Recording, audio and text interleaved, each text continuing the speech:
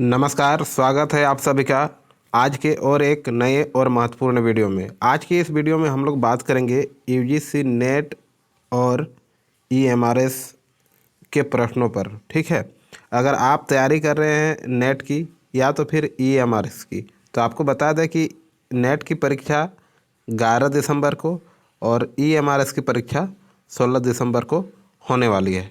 अगर आप TGT PGT की भी तैयारी कर रहे हैं तो ये वीडियो आपके लिए बहुत ही हेल्पफुल यानी मददगार होने वाली है। ठीक है, तो वीडियो में अंत तक बने रहेंगे क्योंकि सभी प्रश्न जो है परीक्षा की दृष्टि से अत्यंत महत्वपूर्ण है और आने वाला सभी परीक्षा में ये प्रश्न आपके लिए काम आ सकते हैं। ठीक है, तो वीडियो में अंत तक बने रहेंगे क्योंकि ये मॉडल प्रैक्टिस सेट संख्या 17 है। इससे पहले की अगर वीडियो आप नहीं देखे हैं तो 1 से लेकर 16 तक मॉडल प्रैक्टिस सेट आपके प्लेलिस्ट में लगी हुई है। आप जाके अवश्य चेक करें और एक एक करके प्रैक्टिस का अभ्यास करें क्योंकि नियमित प्रैक्टिस ही आपका अभी काम में आएगा। क्योंकि समय कम है, 11 दिसंबर को यूजीसी नेट की परीक्षा होने वाली है और ईएमआरएस की परीक्षा 16 को होने वाली है। अगर आप पीजीटी अप्लाई किए हैं तो, अगर टीजीटी है तो 23 को होने वाली है ईएमआरएस की। ठीक है, तो जो भी हो मतलब आपका जो सिलेबस है लगभग मिलता जुलता है और हिंदी साहित्य जो है सभी परीक्षा में लगभग एक ही जैसे पूछे जाते हैं। इसलिए वीडियो में आप अंत तक बने रहेंगे। सभी प्रश्न परीक्षा की दृष्टि से अत्यंत महत्वपूर्ण है। ठीक है, तो वीडियो में अंत तक बने रहेंगे यही आपसे उम्मीद करते हैं और विश्वास है हमें आप जुड़े रहेंगे। आज का जो पहला प्रश्न है, अवधि का विकास किस अपभ्रंश से हुआ है? महाराष्ट्री, स्वरसेनी, अर्धमागधी, मागधी। बहुत बार हम लोग इस प्रश्न को देख चुके हैं और बहुत बार रिपीटेड क्वेश्चन है, बहुत बार प्रश्न पूछा गया है। तो इसका जो सही उत्तर हो जाएगा क्या होगा आपको बताना है। विकल्प ए महाराष्ट्री, विकल्प बी स्वरसेनी, विकल्प सी अर्धमागधी, विकल्प डी मागधी। तो बताइए क्या होगा इसका उत्तर? इसका उत्तर जो हो जाएगा विकल्प सी अर्धमागधी, है ना। अवधि पूर्वी हिंदी की बोली है। पूर्वी हिंदी का विकास अर्धमागधी यानी अपभ्रंश से हुआ है। पूर्वी हिंदी के अंतर्गत अवधी, बघेली और छत्तीसगढ़ी की गणना की जाती है। आगे आते हैं अगले प्रश्न पर। इनमें से किसको संविधान की अष्टम अनुसूची यानी 8वीं अनुसूची में सम्मिलित नहीं किया गया है? डोंगरी, मैथिली, ब्रज और असमिया। तो आपको बता दें इसका सही उत्तर हो जाएगा विकल्प सी ब्रज, है ना। बाकी डोंगरी, मैथिली और असमिया को 8वीं अनुसूची में शामिल किया गया है। तो कुल 22 भाषाओं को सम्मिलित किया गया है संविधान में। संविधान के 8वीं अनुसूची में कौन कौन से हैं? भारतीय संविधान की अष्टम अनुसूची की अगर बात करें तो 22 भाषाएं, जिसमें से असमिया, उड़िया, उर्दू, कन्नड़, कश्मीरी, गुजराती, तमिल, तेलुगु, पंजाबी, बांग्ला, मराठी, मलयालम, संस्कृत, सिंधी, हिंदी, नेपाली, मणिपुरी, कोंकणी, मैथिली, संथाली और डोंगरी और बोडो, इसमें ब्रजभाषा सम्मिलित नहीं है। ठीक है, बात करते हैं अगले प्रश्न की। अगला प्रश्न है, विकास की दृष्टि से प्राकृत की पूर्वकालिक अवस्था नाम है। अवस्था का नाम है, क्या है? विकल्प ए पाली, संस्कृत, हिंदी, अवध। तो इस प्रश्न का जो सही उत्तर हो जाएगा विकल्प ए पाली। विकास की दृष्टि से प्राकृत की पूर्वकालीन अवस्था को पाली कहते हैं। मध्यकालीन भारतीय आर्य भाषाओं में पाली, प्राकृत तथा अपभ्रंश की गणना की जाती है। पाली का प्रथम प्रमाणिक स्वरूप अशोक के शिलालेखों में मिलता है। अगले प्रश्न पर आते हैं। प्रश्न है, गोकुलनाथ की रचना है? पौमचर्य, ललित विस्तार, छंदानुशासन, 84 वैष्णव की वार्ता। तो इसका सही उत्तर हो जाएगा विकल्प डी 84 वैष्णव की वार्ता। 84 वैष्णव की वार्ता गोकुलनाथ की रचना है। इसमें पुष्टि मार्ग में दीक्षित वैष्णवों की जीवनी गद्य में वर्णित है। इसका रचना काल 1568 ईस्वी यानी 1568 है। इसमें अष्टछाप के कवि भी सम्मिलित हैं। ठीक है, बात करते हैं प्रश्न संख्या 5 की। काव्यालंकार किसकी रचना है? तो इसका सही उत्तर हो जाएगा, क्या होगा बताइए? विकल्प ए भामा। किसकी है? भामा की। काव्यालंकार अलंकारवादी आचार्य भामह की रचना है। फिर अगले प्रश्न पर बात करते हैं, प्रश्न संख्या 6। इनमें से कौन सी रचना लल्लू लाल की नहीं है? सिंहासन बत्तीसी, बत्ताल पचीसी, सुख सागर, लाल चंद्रिका। तो इसका जो सही उत्तर हो जाएगा सुख सागर, विकल्प सी। सुख सागर मुंशी सदा सुखलाल यानी नियाज की रचना है। सिंहासन बत्तीसी, बैताल पचीसी और लाल चंद्रिका लल्लू लाल की रचनाएं। फिर बात करते हैं अगले प्रश्न पर। प्रश्न संख्या 7, इनमें से कौन सा इलाचंद्र जोशी का उपन्यास है? सुनीता, मुक्तिपथ, सुखदा, तेरी मेरी उसकी बात। तो इस प्रश्न का जो सही उत्तर हो जाएगा विकल्प बी, मुक्तिपथ। प्रश्न संख्या 8, अच्छा थोड़ा सा इसके विषय में जान लीजिए। सुनीता जो है, सुनीता, मुक्तिपथ, सुखदा, तेरी मेरी उसकी बात, इसके संबंध में अगर हम बात करें तो इसका सही उत्तर हो जाएगा विकल्प बी, मुक्तिपथ। मुक्तिपथ इसकी रचना 1948 ईस्वी में इलाचंद्र जोशी का उपन्यास है। इसके बाद बात करें सुनीता की, तो सुनीता 1934 है ना, जो कि जैनेन्द्र कुमार की है। सुखदा 1952 किसकी रचना है? सुखदा जो है ये भी जैनेन्द्र कुमार की है। और तेरी मेरी उसकी बात 1974 ये यशपाल की है। ये भी आप याद रखेंगे। इनमें से कौन मनोविश्लेषणवाद कथाकार नहीं है? मनोविश्लेषणवादी कथाकार नहीं है। जैनेन्द्र, चतुरसेन शास्त्री, इलाचंद्र जोशी, अज्ञे। तो इसका सही उत्तर हो जाएगा विकल्प बी, चतुरसेन शास्त्री।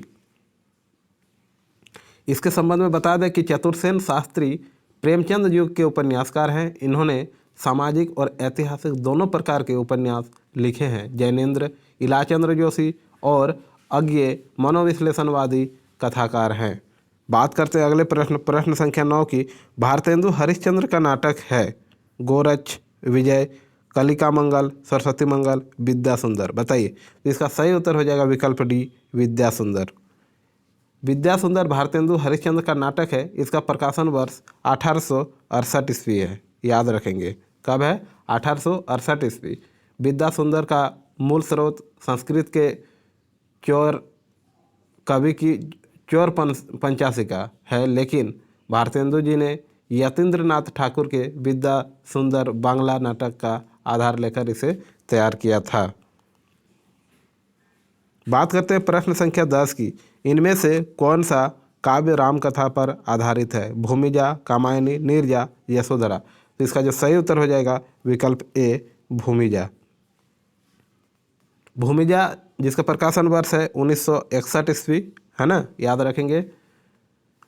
रघुवीर शरण मिश्र ने सीता चरित्र की कथा को 8 सर्गों में प्रस्तुत किया है। किसमें? भूमिजा में। अगला प्रश्न है प्रश्न संख्या 11। नाटक को पंचम वेद किसने कहा? धनुंजय, भट्टनायक, भरत मुनि और भानुदय। तो इसका सही उत्तर हो जाएगा विकल्प सी, भरत मुनि। इसके संबंध में बता दें कि भरत मुनि के अनुसार ब्रह्मा ने ऋग्वेद से पाठ्य, सामवेद से गीति, यजुर्वेद से अभिनय तथा अथर्ववेद से रस तत्व लेकर नाट्यवेद नामक पंचम वेद की रचना की। बात करते हैं अगले प्रश्न संख्या 12 की। आगम वेव पुराने ही पानीय मान वहंती पंक्ति किसकी है? सरहप्पा, कन्हप्पा, सबरपा, डोंबिपा। तो इसका सही उत्तर हो जाएगा विकल्प बी, कन्हप्पा। कन्हप्पा ने अपने दोहा कोश में लिखा है कि आगम वेव पुराणे ही पंडिय मान वहंती पक्क श्रीफले अलिया जिमी बेहरनी भ्रमंती। ठीक है। चलिए बात करते हैं अगले प्रश्न की। खड़ भाषा पुराणम च कुरानम कथम मया। भाषा के संबंध में यह पंक्ति किस कवि की है? तो इसका सही उत्तर हो जाएगा विकल्प सी, चंद्रबरदाई की। प्रेमचंद के सेवा सदन उपन्यास का उर्दू शीर्षक है बाजार ए हुस्न, गोसा ए हाफिमत, चौगाने हस्ती, हम खुरमा व हम सबाब। तो इसका सही उत्तर हो जाएगा विकल्प ए, बाजार ए हुस्न। नाक, भौं, पेट, दांत, मूछ आदि विषयों के निबंधकार हैं। कौन है? प्रताप नारायण मिश्र, यानी विकल्प बी। जयशंकर प्रसाद का सर्वप्रथम नाटक है कौन सा है? ये तो बहुत सरल प्रश्न है आपके लिए। इसका सही उत्तर हो जाएगा सज्जन। जयशंकर प्रसाद का सबसे पहला नाटक क्या है? सज्जन। इसका प्रकाशन वर्ष 19 10। इसमें गीत अधिक, संवाद में शायरी तथा इसकी शैली पर पारसी नाटकों का प्रभाव है, याद रखेंगे। अगले प्रश्न पर आते हैं। शब्दों की पद रचना पर आधारित भाषाओं के वर्गीकरण को क्या कहा जाता है? तो इसका सही उत्तर हो जाएगा क्या कहा जाता है, बताइए। विकल्प ए ऐतिहासिक वर्गीकरण, विकल्प बी कुलात्मक वर्गीकरण, विकल्प सी प्रभाव आधारित वर्गीकरण, विकल्प डी आकृति मूलक वर्गीकरण। तो इसका सही उत्तर हो जाएगा विकल्प डी आकृति मूलक वर्गीकरण। शब्दों की पद रचना पर आधारित भाषाओं के वर्गीकरण को आकृति मूलक वर्गीकरण कहते हैं। यहाँ आकृति का अर्थ रचना है, ठीक है। प्रश्न संख्या 18। दूसरा दरवाजा किस विधा की रचना है? नाटक, उपन्यास, गीति नाट्य, कहानी। तो इसका सही उत्तर क्या होगा, बताइए। तो इस प्रश्न का जो सही उत्तर हो जाएगा विकल्प ए दूसरा दरवाजा 1972 ईस्वी लक्ष्मी नारायण लाल के नाटक का संग्रह है।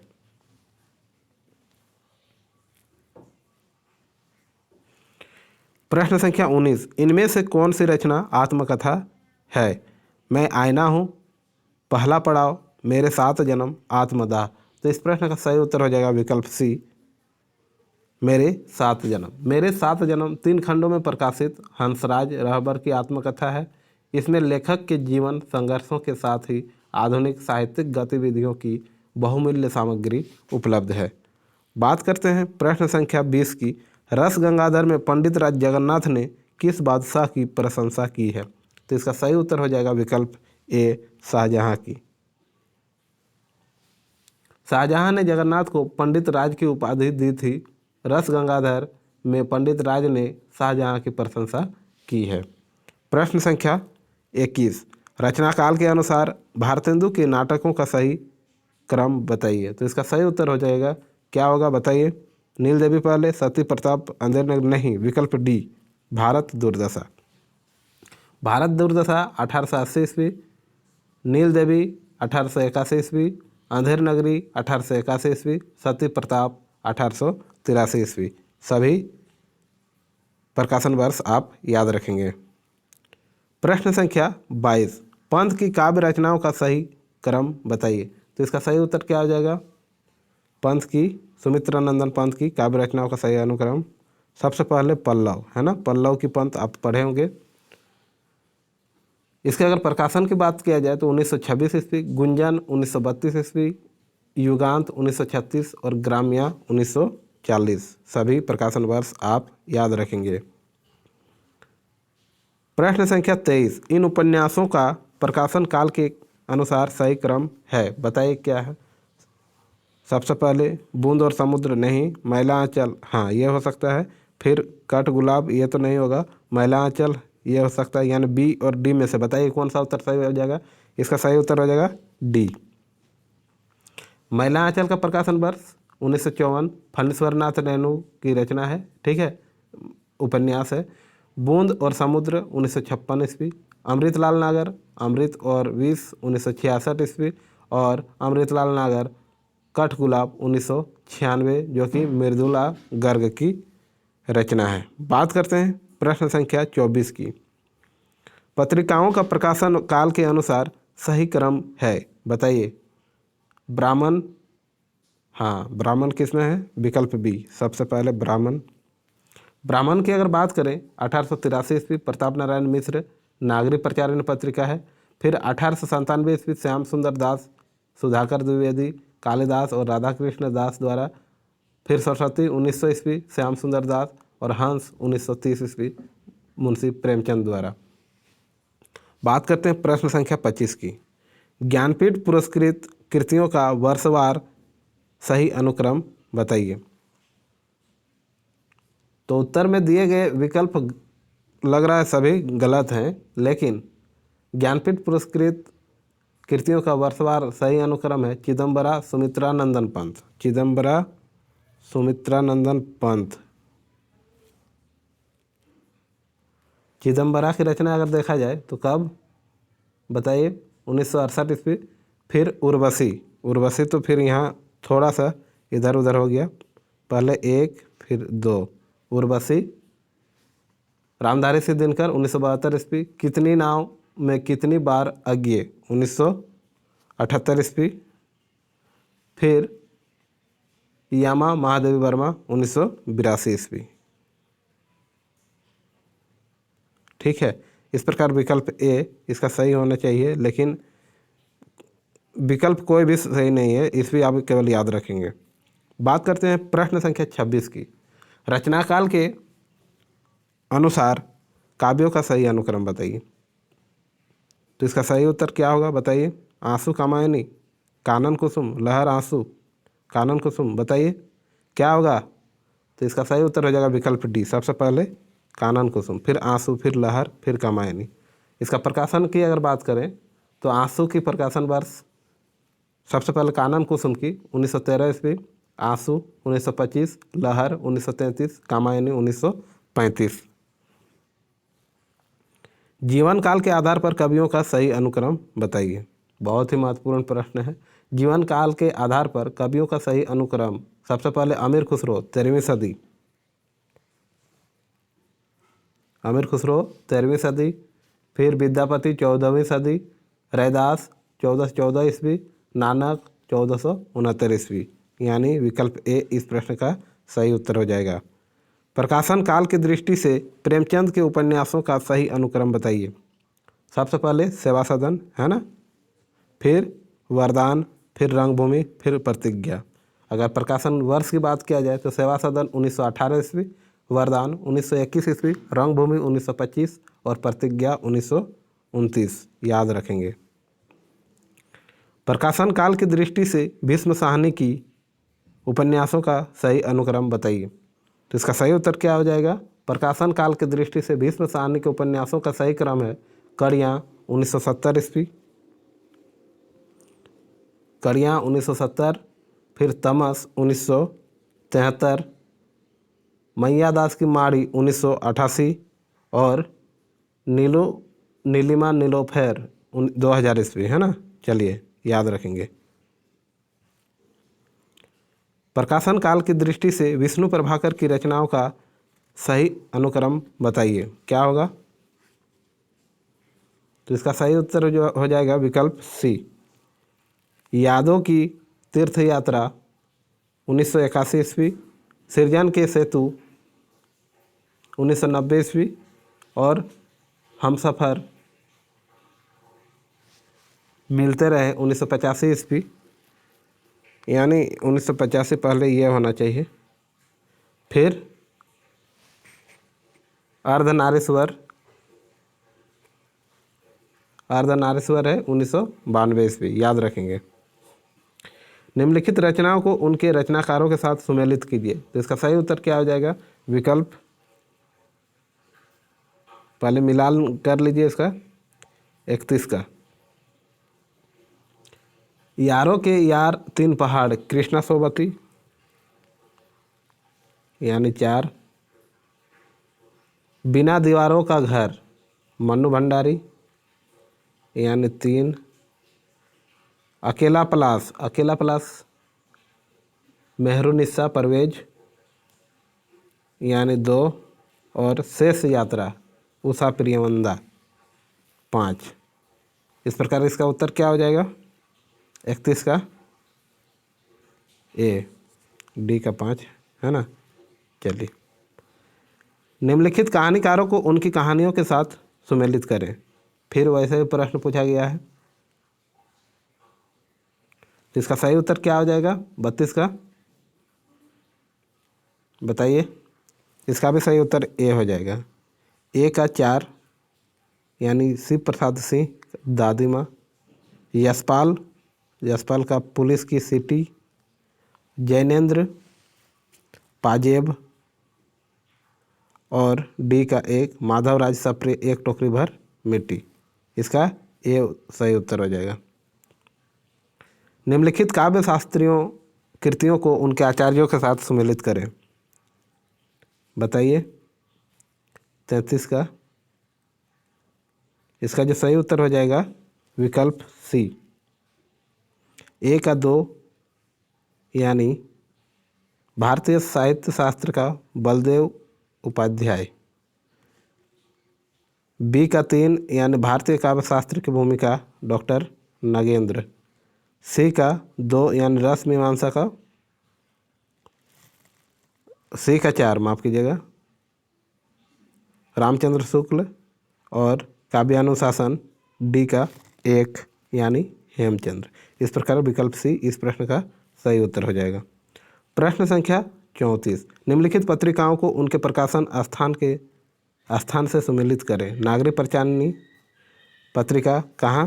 काशी, है ना, याद होगा आपको। सम्मेलन पत्रिका इलाहाबाद, पहल पत्रिका जबलपुर, और नया प्रतीक दिल्ली। इस प्रकार इस प्रश्न का जो सही उत्तर हो जाएगा विकल्प डी। निम्नलिखित पात्रों को उनकी रचनाओं के साथ सुमेलित करें। बताइए 35 का उत्तर क्या हो जाएगा?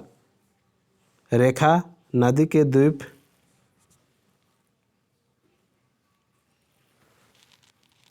जो कि अज्ञे द्वारा रचित है। नीलिमा अंधेरे बंद कमरे मोहन राकेश द्वारा। कमला महिलांचल फणीश्वर नाथ रेणु द्वारा। और रायना वे दिन निर्मल वर्मा द्वारा रचित। इस प्रकार इसका सही उत्तर क्या हो जाएगा? बताइए विकल्प सी। निम्नलिखित नाटकों को उनके रचनाकारों के साथ सुमेलित करें। हानुस, बताइए। बहुत सही उत्तर आ रहा है आप सभी का, इसी प्रकार उत्तर देते रहें। हानुस भीष्म सानी, है ना।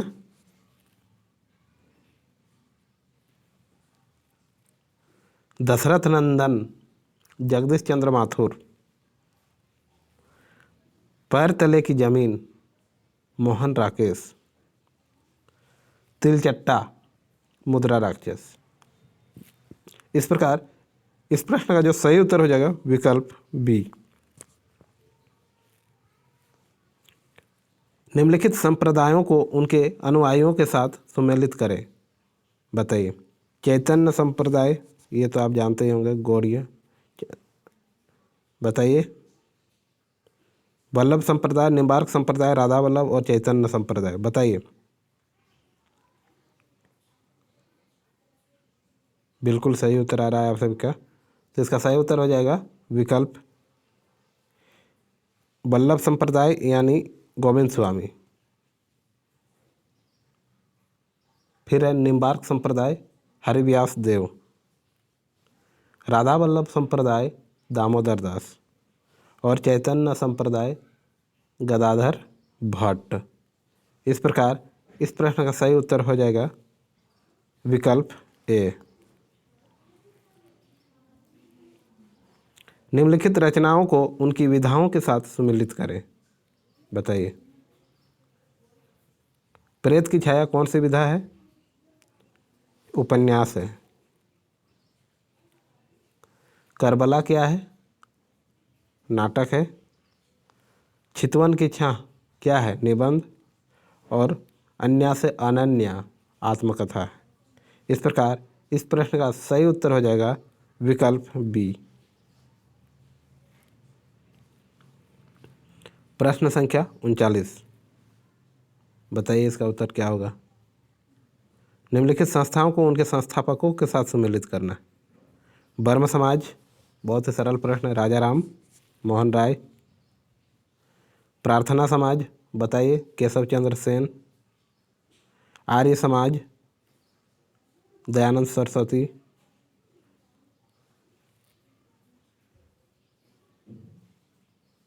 और रामकृष्ण मिशन, बताइए स्वामी विवेकानंद। स्वामी विवेकानंद के गुरु थे रामकृष्ण, है ना।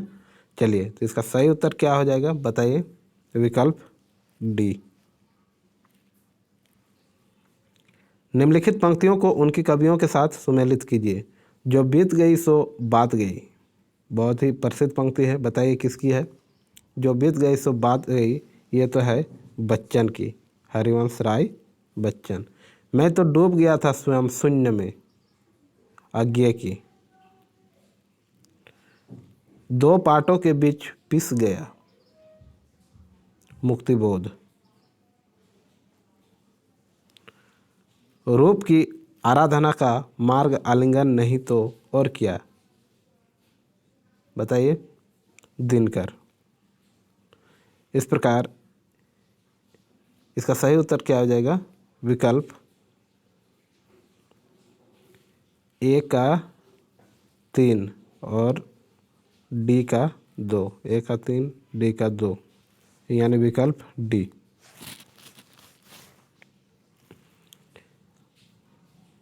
अब ध्यान देंगे, मनुष्य की श्रेष्ठ साधना ही संस्कृति है, स्थापना तर्क है, क्योंकि साधनाओं के माध्यम से मनुष्य अवरोधी सत्य तक पहुंच सका है। इसका सही उत्तर हो जाएगा विकल्प बी, ए सही है और आर भी सही है। स्थापना रस का निर्णायक सहृदय है, तर्क क्योंकि सहृदय रस का समीक्षक होता है। इस प्रकार के प्रश्न आपको यूजीसी नेट में देखने को मिलेंगे। ईएमआरएस में इस प्रकार के प्रश्न नहीं आएंगे, लेकिन यूजीसी नेट में आपको निश्चित ही रूप से ऐसा प्रश्न देखने को मिलेगा जो बहुत आपके लिए उपयोगी होगा। ठीक है, इसलिए ऐसे प्रश्न को अच्छे से देखें और वीडियो में अंत तक बने रहें। रस का निर्णायक सहृदय है, तर्क क्योंकि सहृदय रस का समीक्षक होता है। तो इसका सही उत्तर क्या हो जाएगा, 42 का ए सही और आर गलत। स्थापना ए अंतर्मुखी प्रवृत्ति के व्यक्ति की मानसिक उलझनों की सफल अभिव्यक्ति एकालाप के रूप में होती है, तर्क क्योंकि एकालाप साहित्यकार की मनोरुग्णता का द्योतक है। तो इस प्रकार इसका सही उत्तर हो जाएगा ए सही आर गलत, यानी विकल्प डी। स्थापना ए युग जीवन में के परिवेश में साहित्य की विकास परंपरा का निरूपण करना ही साहित्य के इतिहास का कर्तव्य कर्म है, तर्क क्योंकि साहित्य का इतिहासकार युग जीवन की परिवेश से इतर होता है। तो इसका सही उत्तर हो जाएगा, क्या हो जाएगा, ए सही आर गलत, ए सही आर गलत, यानी विकल्प सी। प्रश्न संख्या 45, साहित्य में वस्तु और रूप एक दूसरे से अभिन्न और परस्पर अनुस्यूत होते हैं। ये तो सही है ना, क्योंकि तर्क है क्योंकि साहित्य में वस्तु और रूप की सत्ता एक दूसरे पर निर्भर है। ये भी सही है, यानी विकल्प बी इस प्रश्न का अभीष्ट उत्तर यानी सही उत्तर। प्रश्न संख्या 46 की बात करें तो आप ध्यानपूर्वक इसे पहले पढ़िए। निम्नलिखित अवतरण को ध्यानपूर्वक पढ़ें और उससे संबंधित प्रश्नों के दिए गए बहुविकल्पों में से सही विकल्पों का चयन करें।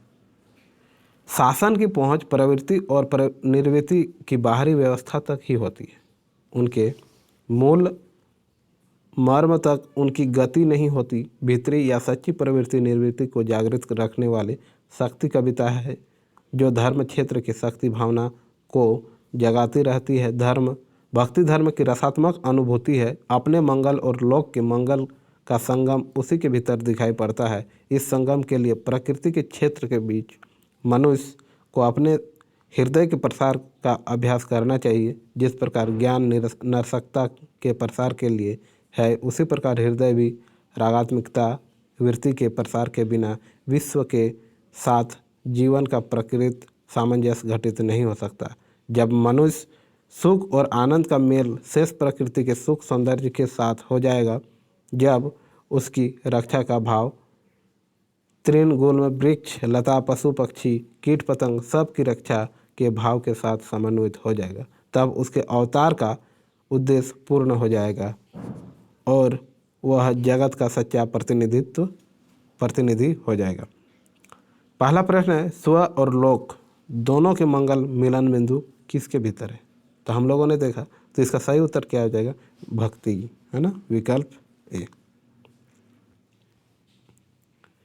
नरसकता के प्रसार के लिए उपयुक्त है ज्ञान हृदय कर्म। तो इसका सही उत्तर हो जाएगा विकल्प ए, ज्ञान हृदय। जिस प्रकार नरसकता के प्रसार के लिए ज्ञान आवश्यक है, उसी प्रकार हृदय भी आवश्यक है। ये अवतरण में दिया हुआ है। फिर है, जीवन का सामंजस्य विश्व के साथ स्थापित करने के लिए आवश्यक है क्या? प्रकृति, ज्ञानात्मिकता वृत्ति, वैराग, रागात्मिकता वृत्ति। तो इसका सही उत्तर हो जाएगा 48 का डी, रागात्मिका वृत्ति। फिर है सच्ची प्रवृत्ति निर्वृत्ति जागृत रखने की शक्ति किस में होती है? तो इसका सही उत्तर हो जाएगा 49 का। बताइए, कविता, विज्ञान, दर्शन, समाजशास्त्र। तो इसका सही उत्तर हो जाएगा कविता। आज का जो है अंतिम और महत्वपूर्ण प्रश्न है, मनुष्य के अवतार का उद्देश्य कब पूर्ण हो जाएगा? जब क्या? सिर्फ मनुष्य समाज के साथ सामंजस्य स्थापित होने से, मनुष्य समाज का शेष प्रकृति के साथ सामंजस्य स्थापित होने से, पशु पक्षियों के साथ सामंजस्य स्थापित होने से, वृक्षलता के साथ सामंजस्य स्थापित होने से। तो इसका सही उत्तर हो जाएगा विकल्प बी, मनुष्य समाज का शेष प्रकृति के साथ सामंजस्य स्थापित होने से।